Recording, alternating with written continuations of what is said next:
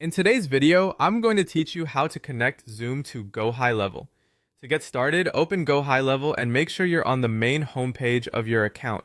This is the starting point for the setup, and once you're there, the rest of the process is very straightforward.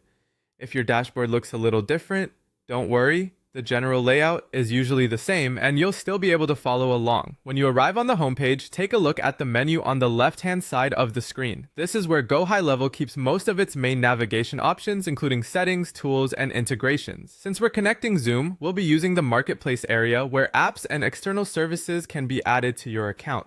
From that left side menu, click on App Marketplace. This will open the section where you can browse and install available integrations. Give it a moment to load if needed, especially if your internet connection is a little slow.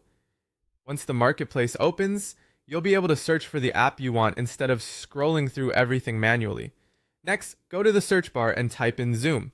This will help narrow the results so you can quickly find the correct integration. Be sure to type the app name clearly so it appears in the results. In most cases, Zoom should show up right away after entering the search term. Once Zoom appears in the search results, click on it to open the app details page.